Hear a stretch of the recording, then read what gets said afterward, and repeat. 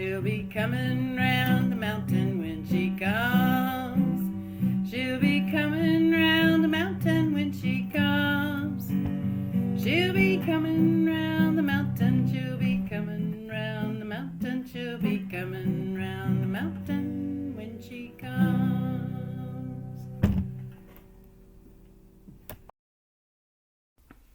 Getting the widows out. Papa said when they got a union, the men voted to start a collection for widows. 2 cents apiece went to a widow's fund every week out of the men's pay. And this was not for a pension for them, no. It was to get them out of the holler in between the mountains and back east to a family if they had any. Well, why would the miners do such a thing, or why would they even need to? Well, because the coal company had a tab at the company store, and if a miner died, it didn't mean his widow got a break. If anything, her sorrow and trouble was just beginning. I was told plainly, if a woman did not have a son, she could send it to the mine to offset the debt at the company store. She could choose to remarry one of the men from the boarding house. If neither of these 2 options were okay with her, she was told, well, you'll have to fornicate with the single men in the boarding house to pay off your debt. But she was not free to leave. The coal company also threatened to go in and pull any furniture or belongings that were being paid on a weekly plan. See, she was left in debt. She had few choices to work off that kind of debt at the company store. But Papa called it what it was, extortion. Extortion of the most despicable kind, and extortion of a grieving widow. Papa said she had a week to make her decision after burying her husband as to what she'd do about the debt. 1 week, brothers and sisters. No time to grieve. Most would remarry quickly, and this was not uncommon in those days. It was necessary, and many a young brave lad went into the mine to save his mother from such grief. See, coal company barons didn't care how management ran those mines. They knew if a miner was married or he had children, he'd be more likely to stay, not run away. He'd also be less likely to drink, and he'd be willing to work. See, Papa said the men learned how to get the women out from Mother Jones coming in and getting out without being acknowledged or recognized. The men in the union decided to treat the divine feminine with dignity by giving the widows all a choice, and they made a way for her and her children to get out, thereby giving the women other options rather than marriage to a stranger or prostitution. In the Bible, this is known as being a brother or sister's keeper. Papa said they'd purchase her and her children a railroad ticket out of the state. They'd sneak her and her children by safe house, down the creek, up a river, under alias, and help her board a train so she could slip away unnoticed. Well, this truly upset the apple cart, and the coal companies up and down Cabin Creek wasn't going to have this. But the men never feared away from transporting a woman who was widowed. This was the honorable thing they did before women's liberation. They gave a woman a chance for a different kind of life. And sometimes I wonder where this country would be today if that union had remained intact. It would have been a better world, I'm sure. For if miners began to appreciate their manhood by the way they could demonstrate protection over vulnerable members of their community, just think how that noble manhood continued to reach into other people's hearts and minds. This is the radical compassion in which I speak of. They created this radical compassion amongst themselves, for themselves, by themselves. They became creators of a new way of thinking and being. It wasn't dictated by the coal company, church's morals, or by their corporate master. And yeah, I'll do a story here soon about that company church, because I want to do a full episode about it so you'll understand what was happening inside the churches and why they didn't care for widows, what they should have been doing. But anyway, see, people back then had no remedy. They had to fill their own hearts up with righteousness, and a right usefulness of their being. The miners didn't put up with wife beaters either, and I'll mention that here because Papa said if a man beat his wife or his children really badly, he'd be taken to the creek for what Papa called a cool drink of water. and more than once, he said, if needed be. He also said no one minded a man or a woman disciplining their children. It was just never to leave a bruise or a broken bone on nobody. See, miners respected women, for they heard Mother Jones, and they listened to her words.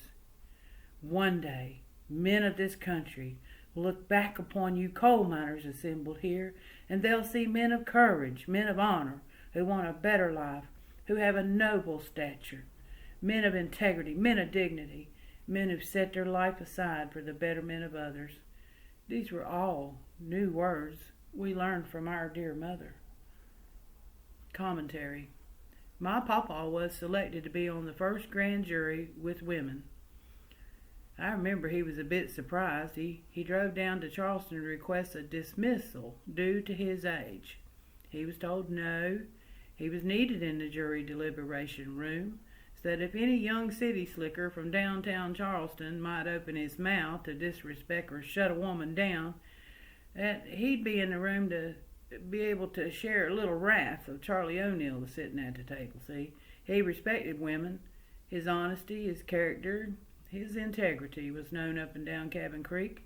If he had a role to play for bettering the world, he would step up to the plate, you see.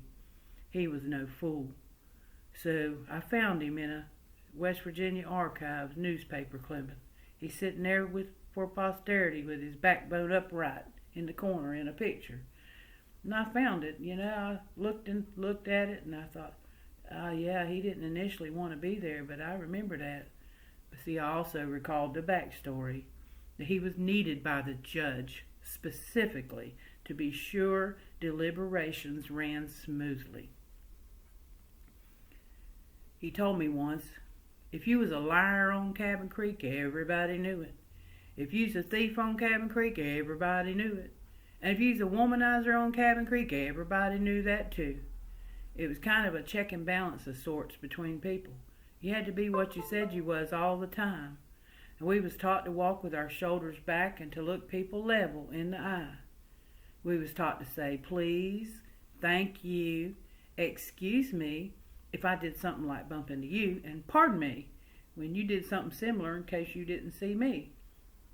But today, I see people on Facebook acting like honey, baby, boy, girl, sugar darling, dumpling, bless your heart. All that came out of West Virginia. No, not out of the coalfields of West Virginia. I tell you, no, none of that talking did. That talking came from slave days. We was taught to never look down on anyone and to never look up to anyone. We were to meet a person's gaze with honest intention and to say yes ma'am and yes sir were classist traits from a corporate master's desire to keep his authoritative class system intact. Yeah, show your respect. That's what they tell us. And my grandmother taught me that her parents taught her that Mother Jones said we never need say that. All we need say is please, thank you, excuse me, and pardon me. That's it. But see, I was moved away at 6, and I started first grade in an all-white school. And coming from the mountains, I miss my people so much, and teachers would make fun of the way I talked, and they called me Yankee. They'd put me in the corner and stuff, and it's why I speak even today with a bit of a southern accent. But, they never truly beat the clear water out of me. They made me say yes ma'am and no ma'am. And by second grade, I sounded just like the rest of them, believe me. I was a closet southerner. But I never forgot who I was or where my people came from. For every time I'd slip and say yes ma'am back home, oh yeah, grandmother would remind me. In this family, we don't use those words. They are classes to keep you in a place you need not ever be. I remember she asked me one time, do you like the Beverly Hillbillies, Jeannie? And I said, well, yeah, I love Ellie Mae and all them animals. Yeah, but then she got real serious real quick and I knew I was in trouble.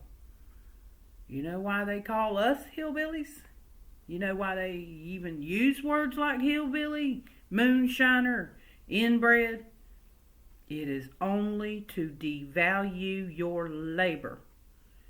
Everyone in these United States thinks the Beverly Hillbillies is funny, and they just keep laughing at us.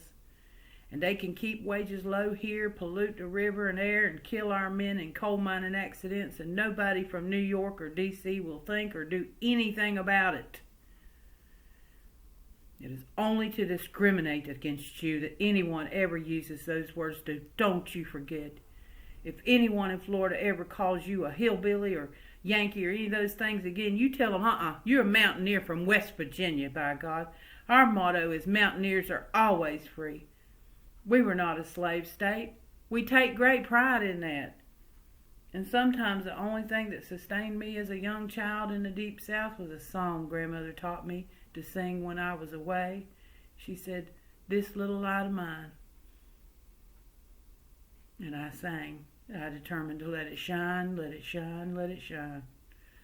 So please, friends, shine your light on this story by sharing it so it can be reviewed as many people have ears to hear.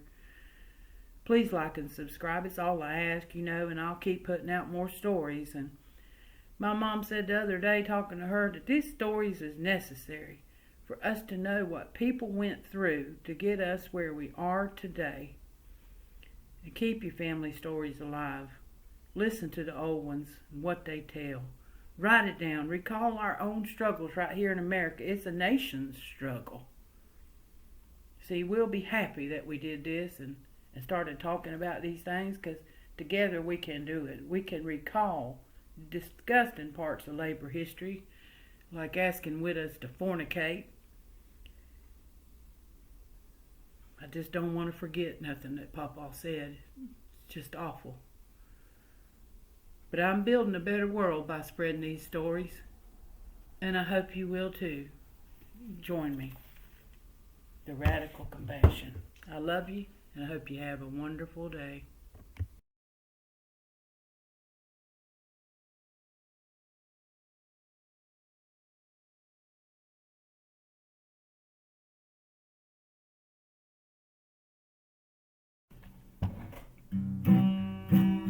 She'll be coming round the mountain when she comes.